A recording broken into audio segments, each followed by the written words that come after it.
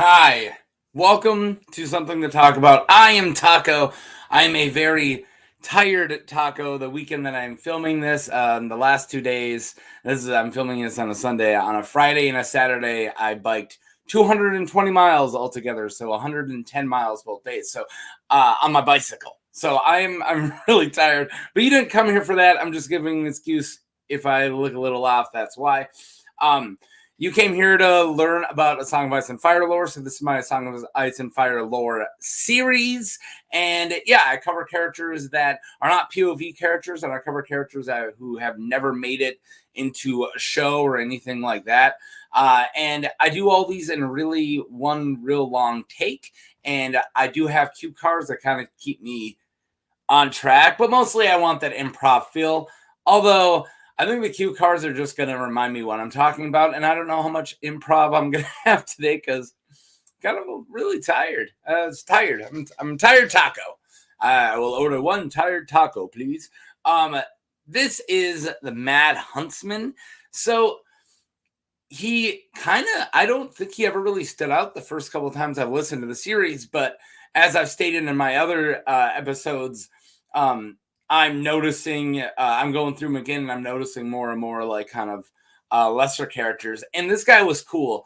And so I wanted to talk about him. And he is from the main series. He is talking about some Fire series, not from Dunk and Egg or anything like that. So, and yeah, of course, he didn't make it into the show. But I do have him labeled as the A Song of Ice and Fire, the Westerosi John Wick. So let's see why. So let's jump into it. I've been rambling for 2 minutes. This shouldn't be too long of one.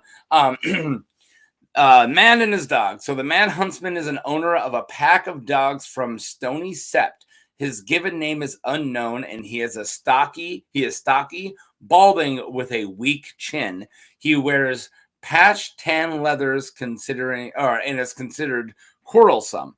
He has a wife and sister. So there he is. It's that sewn together kind of leather vest that he's wearing. And he has a reputation of being quarrelsome, which means don't mess with him. He's kind of a mad guy. He's kind of an angry dude. He's going to mess with you back. He's quick to fight. The Huntsman's pack includes black mastiffs, lean wolfhounds, black and white sheepdogs, and a shaggy brindle dogs. Not a shaggy. Sorry, shaggy brindle dogs. He's got a bunch of dogs.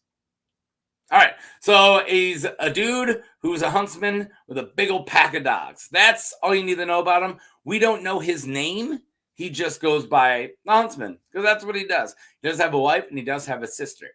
So he does later join the Brotherhood without banners. So normally my second slide, I always talk about a character's house, or if he is part of the Night's Watch, I'll talk about the Night's Watch, or if he's a Kingsguard, you get what I'm saying. But this is the first time I'm talking about a Brotherhood without banners. So, of course, Beric Dondarrion and Lady Stoneheart's gang, not at the same time, and Thoros Amir, their whole thing, right? They're going around the Riverlands, and Beric's knighting everyone he sees, and he's making a big group. That's who this guy belongs to. So, since he doesn't have a house, we'll talk about them. Brotherhood without banners. The Brotherhood without banners, also known as the Knights of the Hollow Hill and the Forgotten Fellowship, is an outlaw group who initially fights Lannister rule in the name of King Robert Baratheon, led by the Lightning Lord Beric Dondarrion. The group is founded in the Riverlands by soldiers and nobles who sent by the hand of the king, Arya Stark, to bring Gregor Clegane to justice.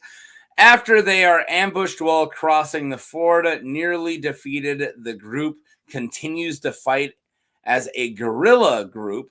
Their numbers increase as they are joined by defeated soldiers from other battles, deserters, refugees from the War of the Five Kings. Every man of the Brotherhood without banners receives a knighthood from Beric. That includes the Mad Huntsman. So even though we don't know the dude's name, he is a knight, technically. Well, he's a knight as much as anyone's a knight, right? Beric can make a knight. Any knight can make a knight. So he is knighted. Although, shouldn't he be called Sir the Mad Huntsman? That's the Mad Huntser. right. So why is he joined the Brotherhood without banners? So what's the turning point of this guy's story? So we'll get to it right now. So war comes to the Riverlands at the end of the first book. And of course, it is horrible because the Lannisters are just burning everything. So during the War of the Five Kings, Stony Sept is attacked by the Lannisters. The men attack the Mad Huntsman's wife and sister. I don't want to say a certain word that starts with the letter R. I'm not going to say it, but I'm just going to say attacked.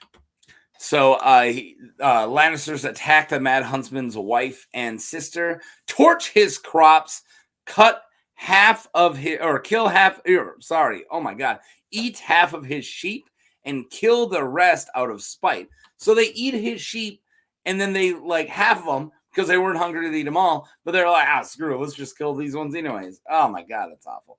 And slay 6 of his dogs. The dog carcasses are thrown into a well. I just realized that I could come off as me saying the sheep thing's awful. Of course, what they did to his sister and wife, more awful. Jeez. All right. Yeah. Lannisters. But it's not just the Lannisters, as we're about to learn. The Mad Huntsman becomes a leader of Stony Sept after the death of Sir Wilbert at the hands of the Lannisters. He was the guy who was in charge of Stony Sept. A member of the Brotherhood without banners. He somewhat alleviates the famine at Stony Sept by bringing in another flock of sheep. So he's trying to help Stony Sept. So he kind of takes control of this town, and he is trying to do his best to make sure that the famine and how hungry everybody and all that other stuff, he's trying to help, do his best. So now we're going to get to when he is met in the books. So the Huntsmen's Captive. So this is a big one. After Sir Jaime Lannister escapes from Riverrun, a group of Northmen attack, again, the women in Stony Sept and murder, failing to find him at Tumbler's Falls. All right, so it was at Tumbler's Falls. I already am stumbling over myself. So Jaime Lannister escaped. The Starks mostly and other Northmen go down to try to find him, and when they make it to Stony Sept, one of them does some horrible stuff, and the rest just kind of kill everybody at this place. Not at Stony Sept, Tumbler's Fall, and looking for Jaime, right? So this time it was Starks doing the horrible stuff. Not Starks, sorry, Northmen doing the horrible stuff. The Mad Huntsman captures these Stark men and imprison them in crow cages at Stony Sept. So he gets them from Tumbler's Falls. So that's actually the picture we got here. You see the cages hanging over like the fountain in the middle of Stony Sept, and there are dudes in it. So we're going to get to some pretty horrific stuff. So if you haven't already noticed, viewer discretion advised for this one. This one's a little on the rough side. I mean, I already covered rough stuff. I should have said that earlier. Sorry. When Arya visited Stony Sept with Gendry and the Brotherhood, she sees the northern captives hanging in cages. They were naked. 3 said dead. Yeah, why did I write dread? The dread. 3 dead and picked apart by crows. The 4th was barely alive, asking for water. The 5th was an older man asking for the same. The 6th man was dead and missing his, I'm just going to say, man parts due to the fact that he was the one who was, quote, attacking the women. Further down, there was a fat man who was shoved in the cage and he could barely fit in the cage. All the living ones were begging for water. Arya, because, Arya's visiting Stony Sept, felt a kinship because they are from the north and gave them water. This really pissed off the townsfolk, including, of course, the Mad Huntsman, who wasn't there yet. And they said that they would go tell the Huntsman, who, of course, is probably going to act rather angrily. The archer, Angie, puts them out of their misery with an arrow for each. So what did I just cover? So trying to look for the rest of the Brotherhood without banners, like Angie, Harland, and just a couple of other people have teamed, and Lem Lemon Cloak have teamed up with Arya and Gendry, and they're trying to find Beric Dondarrion and the rest. So they go to Stony Sept, And she sees these crow cages with the guys from the north hanging that the Mad Huntsman shoved in all the cages. And since a couple of them were still alive and asking for water, she was going to give them water. And they were like, you shouldn't do that. The huntsman's going to get mad. And then Angie's like, nope. And he sticks an arrow in all of them, which again is going to anger the huntsman. But is it the right thing to do? I don't know. We'll get to that in a minute. So, capturing a hound. One of the sons of Tom of Seven Streams, joins the Mad Huntsman in search of Jamie. The dozen-strong party catches the hound, Sandor Clegane, instead, and the huntsman intends to put the hound in a crow cage. His dogs feast on the corpse of the fat Northman. Jeez.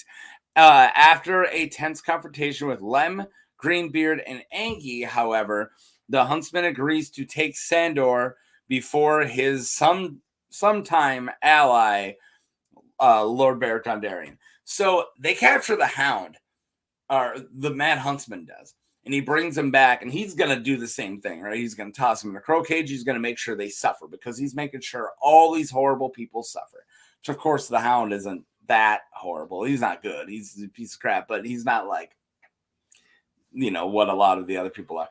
And so he's like, no, we're going to put him in a crow cage. And the Brotherhood Without Banners guys who are traveling with Arya is like, no, let's give him a trial, essentially. Let's bring him to Beric to see what, they want to do with him. Of course, she wants the hound dead.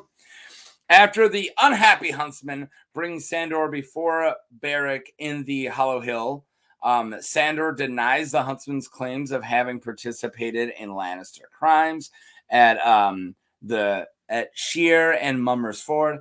The hound defeats the Lightning Lord in a trial by combat, of course, awesome.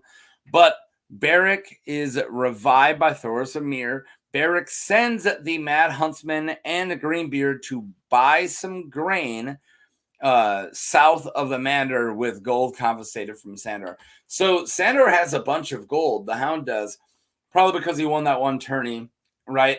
But he's, probably just he's got a bunch of gold from winning that tourney, and he is traveling with it after he leaves during the Battle of Blackwater. And Beric does let Sandor live, but he does confiscate all of his gold. And he's like, Mad Huntsman, if you want to do some good, go buy some grain for your people. So that's what the Mad Huntsman's going to do. So he doesn't get to shove the hound on a crow cage, but yeah. The huntsman is included among the followers of Lake Beric Dondarrion rather than supporters of Lady Stoneheart. So that's all we know about the huntsman. I find it really interesting that since this dude is so driven by vengeance that he's not a Stoneheart follower. Because that's her thing. That's her theme, right? Is this just hang and hang and hang. That's kind of his thing. He thinks that hanging is too nice. He's like, no, let's shove him in crow cages. So is he not following her because she's too vicious or because she's not vicious enough? So my last thing I got to cover is kind of, the question that he asked. So it's justice or vengeance. So is this guy a dude who is seeking justice for all of these guys? And I'm asking you guys, do you feel like his punishments fit the crimes, right? Like putting people in crow cages, cutting off their stuff. I'm not saying it doesn't. I'm asking you, is this dude a psychopath or is this guy like Batman, right? Is this justice? So the Westerosi, John Wick, because they killed his dogs, they messed with him, and then he comes out and just starts attacking. Do you consider this vengeance or justice? That's my question for you. So the Huntsman brings up that classic question: at what point does justice end and cruelty begin? True, the men were awful and deserved death, but he didn't simply hang them. He wanted vengeance for his family and his dogs. So, yeah, that's my main question. Is this guy he's doing what people deserve? Or it's like, I don't know, man, the Mad Huntsman's a little crazy. Good guy to have on your side, but, I don't invite him over for poker much. He's a little intense, if you know what I'm saying. All right, well, that's my Mad Huntsman video. I hope you guys liked it. I wanted to just kind of cover somebody from the Brotherhood Without Banners. Also, I've been in the middle of Storm of Swords right now, and it's such a good book. So I kind of want to cover somebody from there too. So let me know what you think of the Mad Huntsman, and if you consider it justice or vengeance. And also, let me know if there's a character you want me to cover from the Song of Ice and Fire series. They can't be POVs, and they have never made it into the show. So kind of a smaller character that you feel like it's got some meat I can dig into and really explore and give these guys the spotlight they deserve. But yeah, I've talked for 16 minutes, and that's it. You know, stay away from Mad Huntsmans, I guess. I don't know. I don't have a good out. What is dead may never die. That doesn't even fit.